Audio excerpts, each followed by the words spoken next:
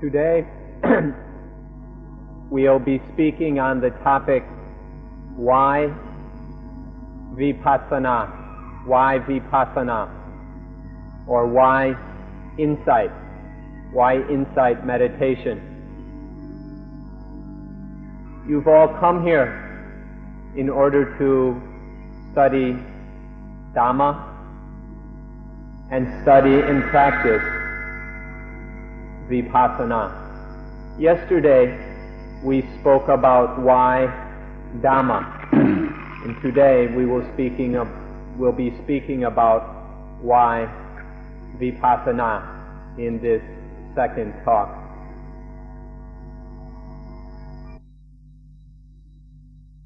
If we speak in broad and general terms, we can say that the reason for practicing Vipassana is in order to have the eye of life.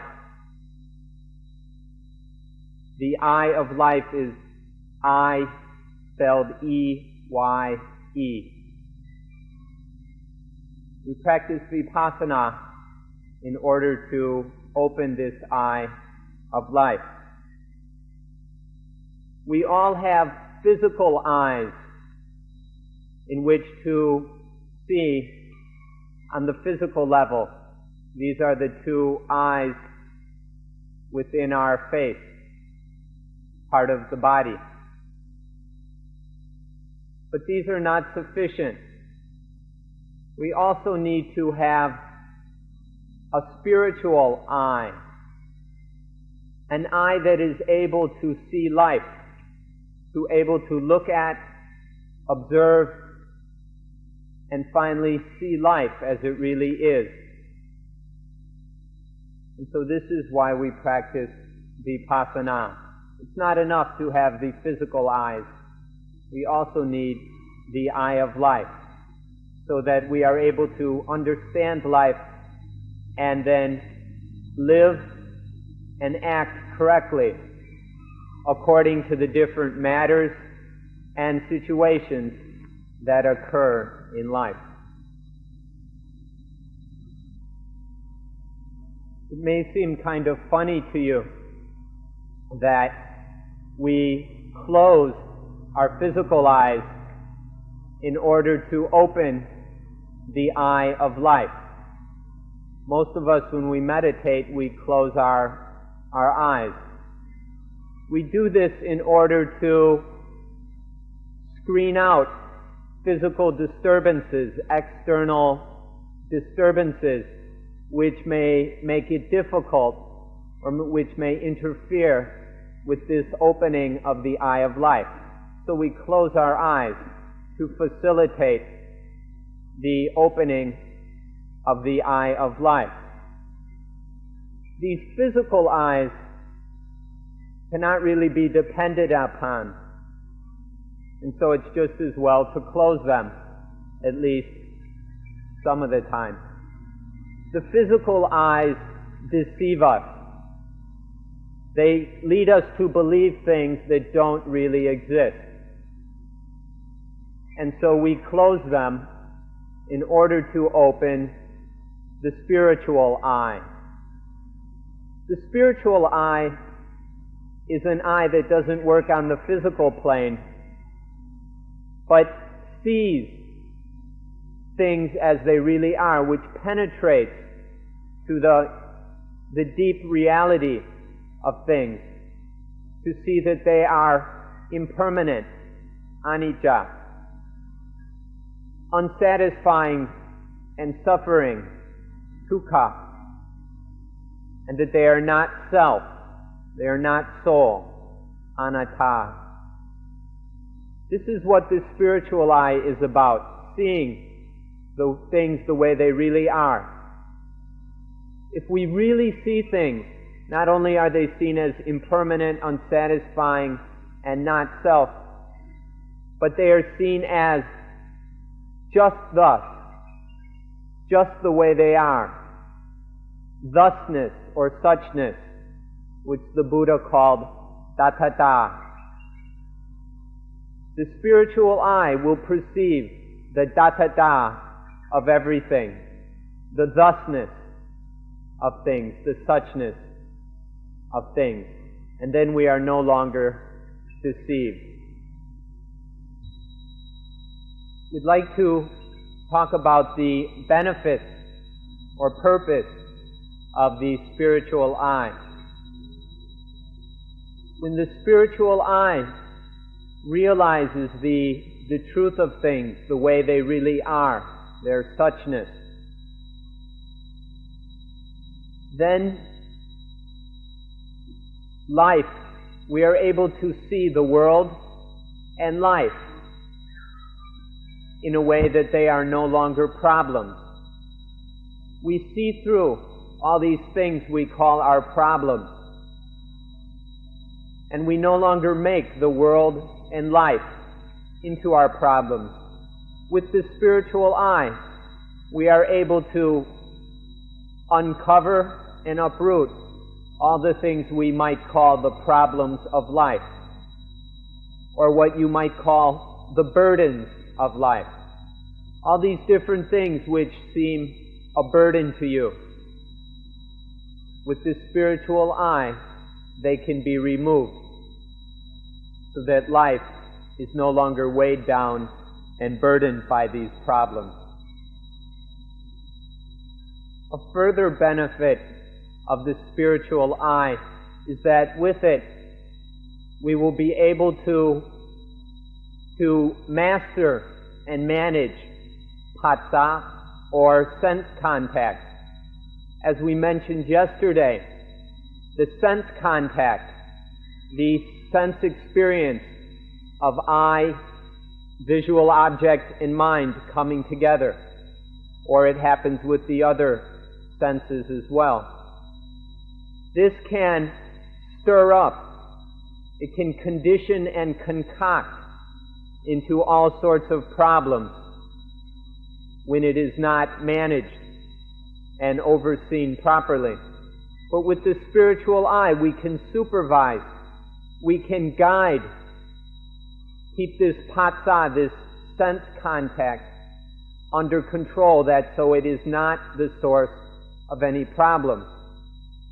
This is something of great practical importance in our lives, because our daily life, each hour and each minute, is made up of nothing but these sense contacts.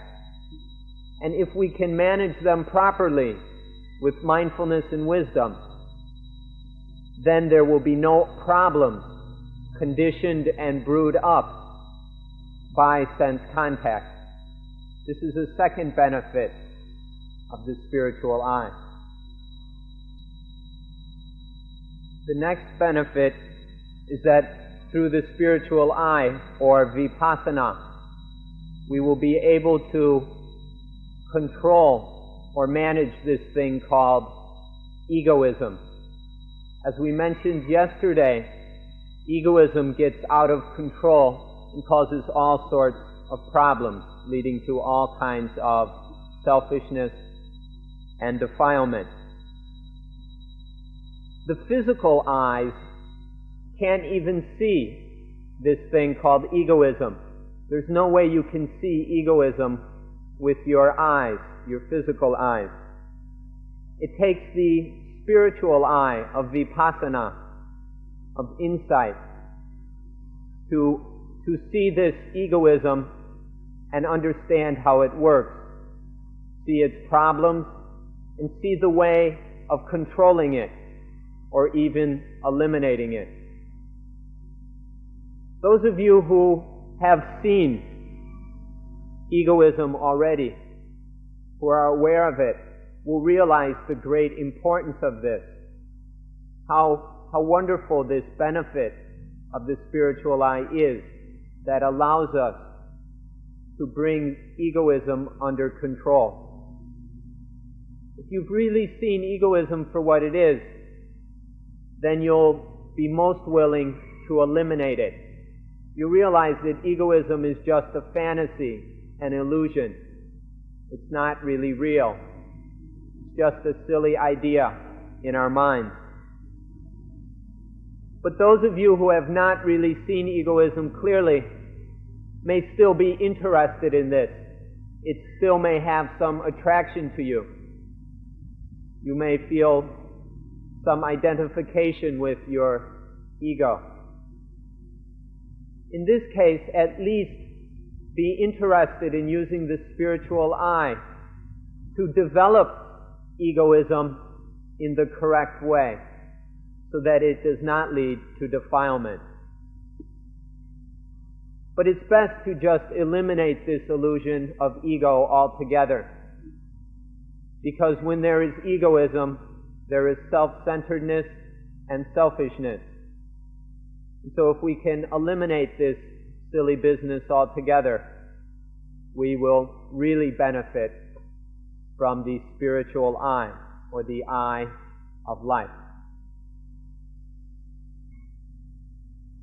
Those of you who have had some insight into egoism will realize that this is Satan.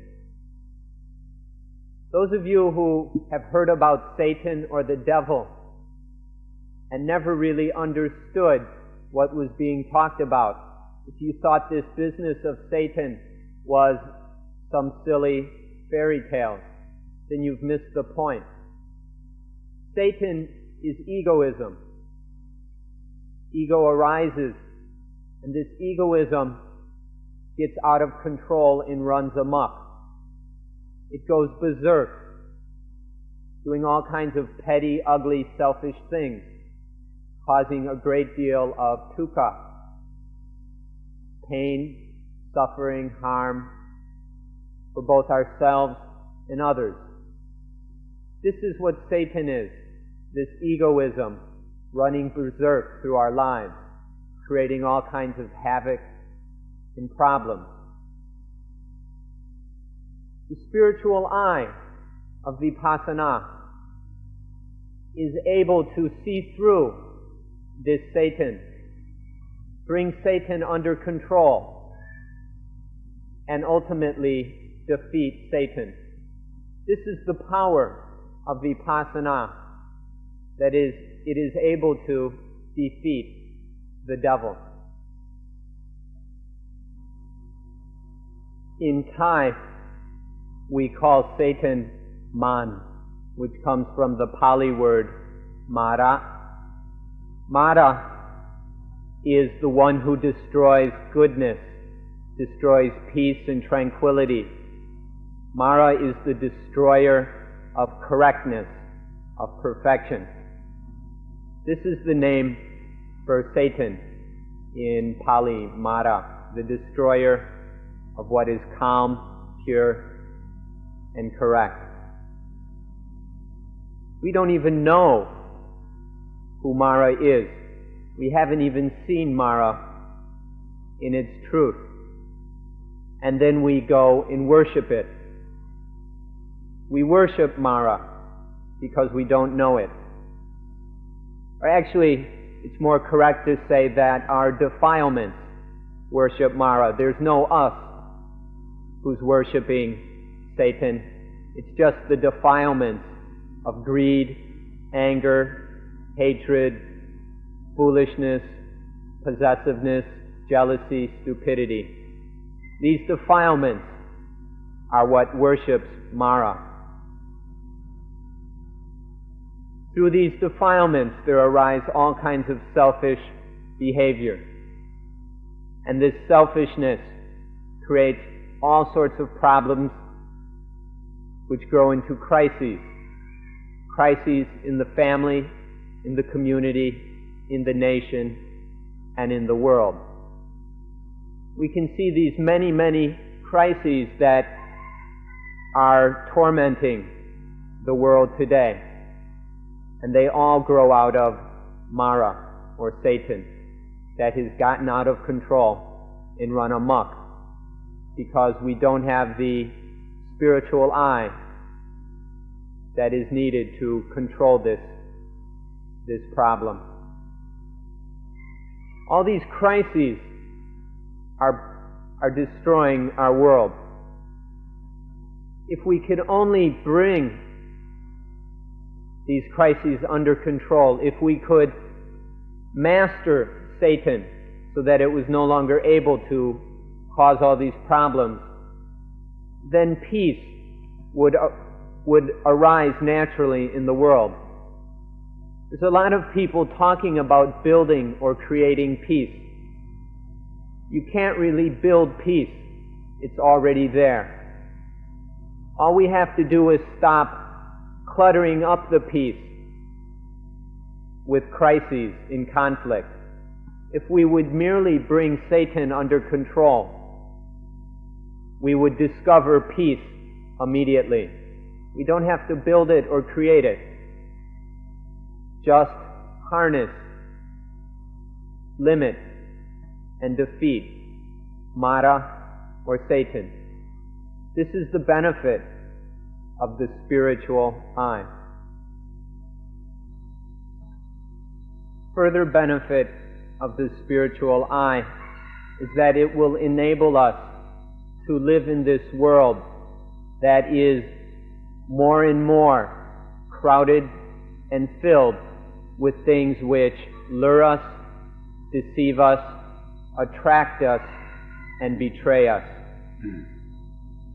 The modern world that we live in is growing and developing in all kinds of consumer products which are there merely to attract us, to arouse us, to stimulate us, excite us, and in the end, trick us. All these wonderful, attractive, delicious things that are being created by modern technology, by so-called industry, these things are all illusions.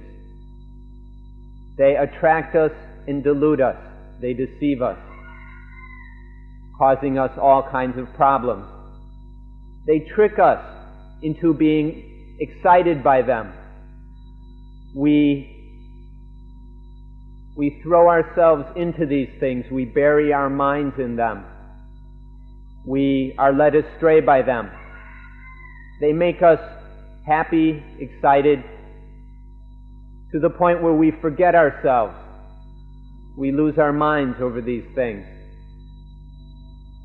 And in the end, we get so carried away that sometimes we kill ourselves or go crazy because of all these deceitful, attractive things. We don't see these things for what they are, as merely bait to lure us and trick us. Lacking the spiritual eye of Vipassana, we don't understand what is happening. We don't see the power and influence all these things have over us. But if we are going to survive in this modern world, in which these baits and lures more and more dominate our lives, there are more and more of them every day.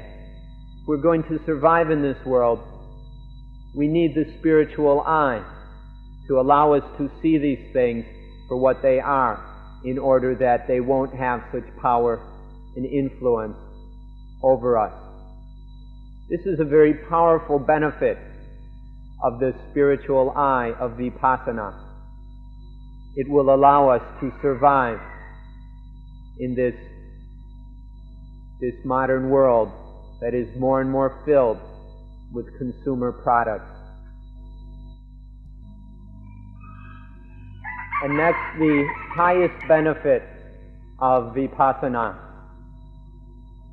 Through Vipassana, it will be possible to oversee, master, and supervise the internal sense objects. What we were just talking about were external sense objects, all these beautiful, attractive, deceitful things which are outside of us, which are luring us and tricking us. These are external. Vipassana also enables us to master and control the inner sense objects. Specifically, these inner sense objects which are causing us even more trouble than the external things are what are commonly called in English the emotions. The emotions of sensual love, emotions of hatred, emotions of fear, the emotion of worry, the emotion of greed, of jealousy, and so forth. All these internal emotions happen because there isn't the eye of wisdom or the spiritual eye to keep the situation under control. And so these emotions are cooked up, they are concocted within the mind, and then they have a very powerful influence over the mind, which disturbs, annoys, and causes a great deal of pain, harm, suffering, and dukkha, all on the mental level. With the spiritual eye, however, it is possible to either eliminate these emotions so that they don't happen. With the spiritual eye, these harmful emotions will not arise, and therefore they won't be able to cause their problems. Or at least it will be possible to limit the emotions so that they do not become dangerous, so that the emotions may arise to some degree, but without endangering and confusing and harming life. This is a very supreme and exalted benefit of Vipassana, of this kind of practice and training in which the reality of things are seen. This is the highest benefit of Vipassana. It allows us to control and master the emotions so that they cause us no more problems and pain. Now we'd like to look at the meaning of the word Vipassana. We can see that Vipassana has both a literal meaning and then a more allegorical meaning. First, we'd like to talk about the literal meaning. The word Vipassana or Vipassana literally means to see clearly or see brightly. Vi means clearly or brightly. Passana means to see. So Vipassana or Vipassana means to see clearly. What we mean by seeing brightly or clearly is to see something, whatever it is, from all the different angles and to see that thing in all its many aspects. This means to clearly see what it is, where it comes from, what purpose it has, what are its attractive qualities, what is its danger, how does it deceive us, how can we escape from the dangers of that thing, how can it be used wisely. To see something clearly is to see it in these different respects. And this explains the literal meaning of the word Vipassana, to see clearly. Now for the more profound meaning, the true meaning of the word Vipassana. Vipassana is to penetrate into the deepest reality of something. In Pali, the Buddha called this Yatha Bhuta Yana Tatsana, the correct vision and knowledge of things as they really are. Because we're lacking in insight and Vipassana, we now don't see things as they really are. We see them in a deceived, clouded way. We're deluded by them, and we tend to, or we make things into dualisms. We have a discriminating dualistic perspective on things, separating them into categories of good and bad, pretty and ugly, male and female, right and wrong. These dualities with which we perceive things deceive us and lead to many problems. This happens because we're lacking in vision and knowledge of things, correct vision and knowledge of things as they really are. The real meaning of Vipassana is this correct vision and knowledge of things as they truly are, that enables us to see things for what they are. Things are neither good nor bad, neither right or wrong, neither male or female, left or right, or any of these other dualistic properties. With this correct vision of things as they truly are, everything, whether we would discriminate it as good or bad or whatever, is then seen as datata, just the way it is, just like that, just suchness, thusness, datata. This is the true meaning of Vipassana, this seeing things as they truly are, not as dualities, not as something that has an opposite or a dualistic mate, but just seeing things as they actually are. And in this way, they will not cause all the conditioning and problems that our dualistic confusion leads to. We've mentioned the literal meaning of the word Vipassana, and then the more profound Dhamma meaning. Now we'd like to mention its value, the value of Vipassana. Actually, we already did, and so we'll just summarize the 5 benefits or values of Vipassana to review them for you. There is the benefit of knowing life and the world in such a way that they are no longer problems. The second value is that we will be able to control and master sense contact. The third is that egoism will be brought under control and eliminated. The fourth benefit or value of Vipassana is that it will enable us to live in this world that is increasingly filled with deceiving and attractive sense objects. And then the fifth value is that we will not be deceived by any sense object,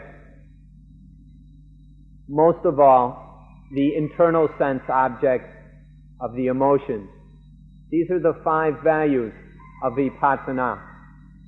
I hope that you can remember them all, study them, reflect upon them, so that you will truly begin to see the wonderful benefit of this thing called Vipassana. If you really think about this, you will start to fall in love with Vipassana. If you truly think about the meaning of these 5 values, of the value of Vipassana, you'll see that there is nothing of more value that you can do. And so please think about this. Reflect upon the benefit of being able to see life in the world such that they don't cause problems, being able to master sense contact, control egoism, not be deceived by all those attractive, tricky sense objects out there, and be able to keep the emotions from causing any danger or harm. Realize these, and then you will be in love with Vipassana. And now we'll summarize everything we've said about Vipassana in just a few words. both the literal meaning, the more profound meaning, and the value of Vipassana can be summarized as the thing that life must have. Vipassana is the thing which human beings must have. It's absolutely necessary for human beings to have this thing. With Vipassana, life will be correct. We'll see life correctly as it genuinely is and be able to know what to do in response to the many things that life offers us. Without Vipassana, we don't understand what is happening, we don't see the processes at work, and we make many, many mistakes. Physical mistakes, and most important, mental and spiritual mistakes, such as attachment, clinging, grasping, which cause great harm and dukkha in this world. Vipassana is the thing that human beings need to have. It is the thing that is necessary for life. This is the summary of everything we've been saying about insight, the spiritual eye. The spiritual eye will tell us three things. When we look at life, the spiritual eye will answer the following three questions. Where does it come from? Where is it going? And how will it get there?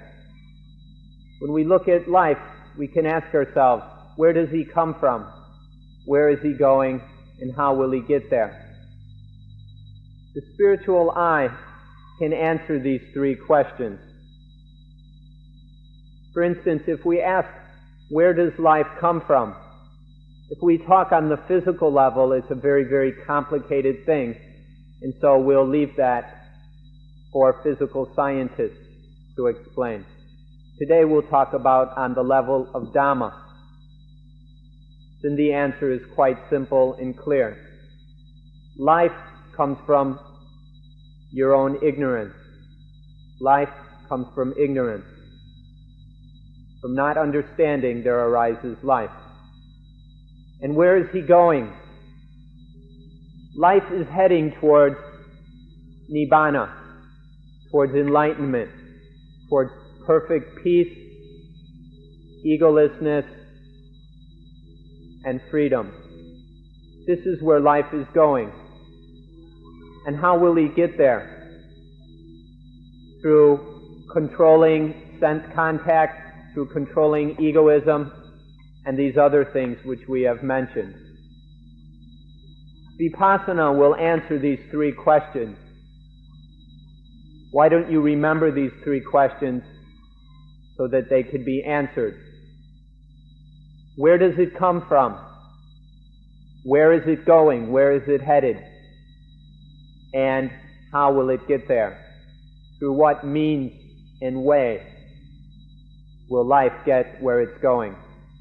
These are the three questions which the spiritual eye of life will answer. The Egyptians are a very ancient civilization, older even than the Chinese and the Indians. The Egyptian civilization goes back a very long ways, and the Egyptian people are not lacking in a deep sense of spirituality. You may have heard about, seen or read about one of the important images of the Egyptians. The Egyptians had a very important image called the Sphinx. The Sphinx can be seen in two aspects, a demonic aspect and a divine aspect. And the story, the legends or myths about the Sphinx go something like this. A traveler who would be walking down the road would come across the Sphinx. And the Sphinx would ask the traveler, "Where are you coming from? Where are you going?" If the traveler could not answer the question correctly, then the Sphinx would kill him or eat him. This is the demonic or satanic aspect of the Sphinx. However, if the traveler could answer the question correctly, the traveler knew where he came from and where he was going, then the Sphinx would kill itself. The Sphinx would bury its head in the ground and then die. This is the divine aspect of the Sphinx. Long, long ago in Egypt, they saw the value and importance of these questions. Their spiritual understanding had developed sufficiently to seek answers to these important questions. And they used the Sphinx, the metaphor or simile of the Sphinx, to show that simple, conventional answers were not enough. One has to really know where one comes from and where one is going. With the spiritual eye of Vipassana, one can answer these questions, and then the Sphinx will kill itself. This is how to defeat the Sphinx, to destroy Satan, to defeat Mara, the tempter, with the eye of Vipassana. You know, really what each of you ought to do is you ought to get a little Sphinx statue somewhere and put it on the desk in your office or on your dresser at home, so that the Sphinx is always asking you, where are you coming from and where are you going? And then Vipassana will help you to answer the Sphinx. Where are you coming from and where are you going? One of the great benefits of Vipassana, its power, is that it can answer these very ancient and necessary questions. We can also summarize Vipassana by saying Vipassana is the thing that will give man the best thing which a human being ought to receive. Vipassana will deliver the best thing that a human being ought to receive. Without Vipassana, in fact, we're not truly human. Without really seeing things as they truly are on the most profound level, we're not completely human. We haven't truly reached the fullest meaning of what it is to be a human being. Human being is the English translation of the word in Thai, manut, or in Pali, manusaya. Manusaya literally means to have a lofty mind, to be high-minded. This is what we mean by human beings, a being that exists on a very high level of consciousness. Without Vipassana, this cannot be fulfilled. We are not really fulfilling the meaning of what it is to be a human being. We're merely sentient beings, half-humans, semi-humans, or maybe not even human at all. Vipassana is absolutely necessary to truly be a human being.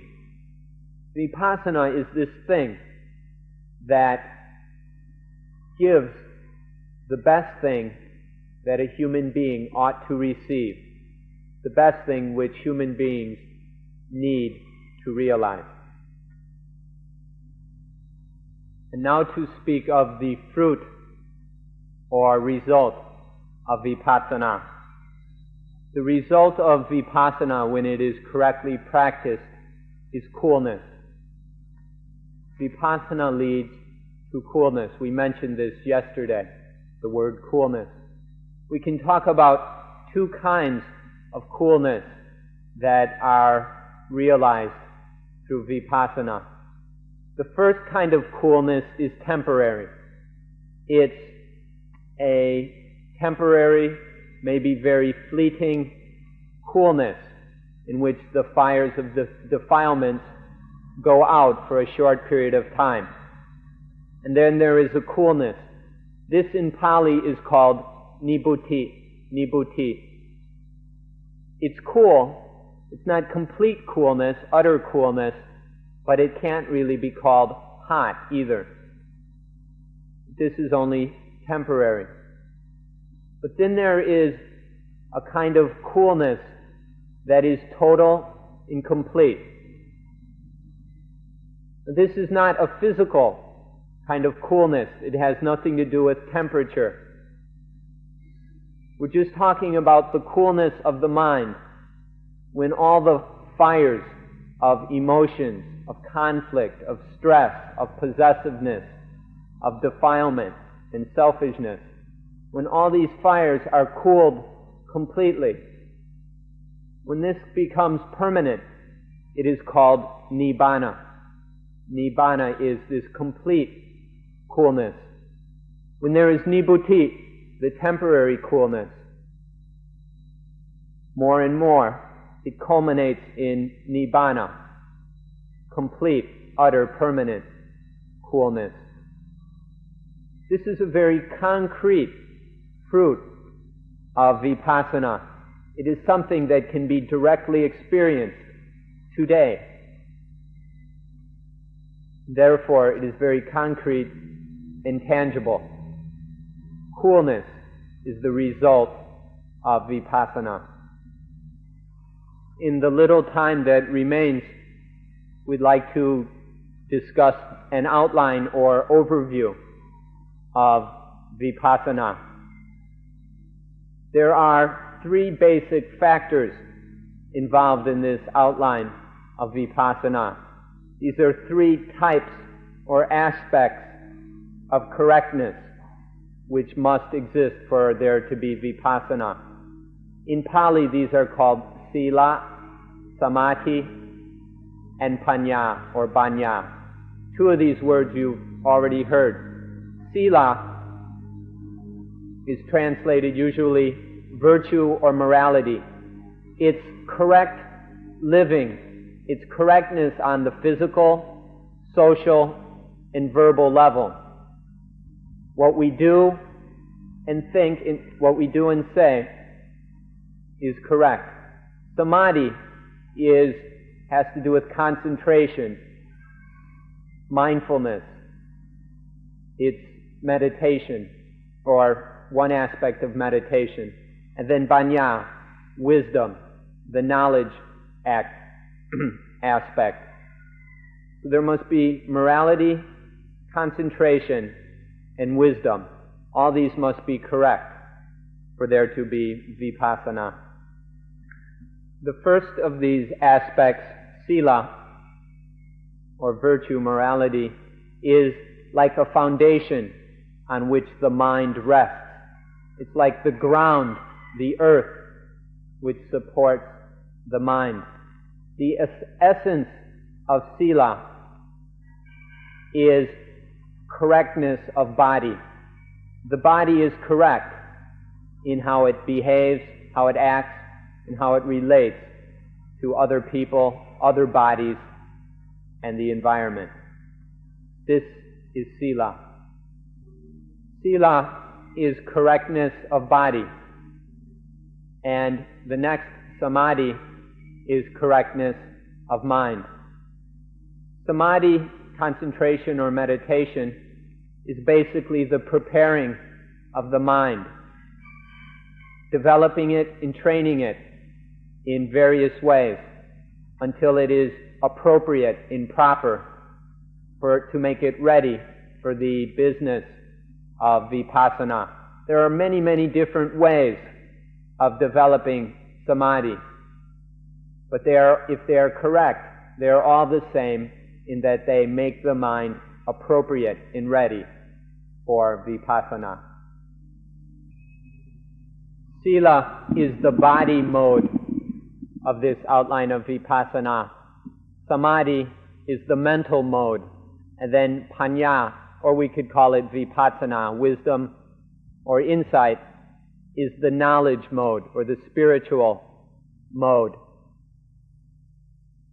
In wisdom or Vipassana, what we're talking about is knowing the necessary things correctly. Panya or wisdom is correct knowledge of the things that need to be known. We don't have to know every petty little trivial detail in the universe. There's just certain things that must be understood. And to understand these things properly, rightly, is the meaning of wisdom. All the different things that need to be known and the way that they can be known, or the way that they should be known, can be summarized in one word. And this word is tathata. The summary of the spiritual mode, or panya, wisdom, is tathata. Suchness, thusness, just thus way. To see anything or everything as tathata, suchness, means that the mind is free of any clinging or grasping at that thing. There is no egoistic identification towards something as I or mine, no desire to be or become. Things are seen just as they are, no longer in any deluded, habitual, obsessive way. They are merely seen as tathata, suchness, or thusness, the way things are. And so this outline of Vipassana has these three aspects: the body mode, the mental mode, and the spiritual mode of sila, morality, samadhi, concentration, and panya, wisdom. But altogether, these three aspects make up a whole. They are three aspects of one thing, not three separate, distinctive things. Some people try to separate these aspects off and say, just practice morality, or just practice meditation, or just practice wisdom. You can't do that. You can't just pick and choose one or the other. They make up a unit. These are three aspects of one unity, which we're calling the outline of Vipassana. Bringing together morality, meditation, and wisdom. Morality, or the body, mental, and spiritual modes together. Then there is the one thing that we call the outline of Vipassana, which enables us to live correctly. The last mode, panya, is most important. It is panya, wisdom, which controls sila, the body mode. Without panya overseeing morality, morality will not be correct. And panya must also oversee the mental mode. Without wisdom, meditation can become foolish or merely a silly ritual. And lastly, panya must oversee itself, so that wisdom does not become merely cleverness, intellectualism, or cynicism. Panya must be correct. And so these three aspects of the whole, when developed and brought together fully, allow us to live correctly. Details about all this will have to wait for a later day. We've used up today's time, and so we will end today's talk on this point of the outline of Vipassana. Thank you for coming.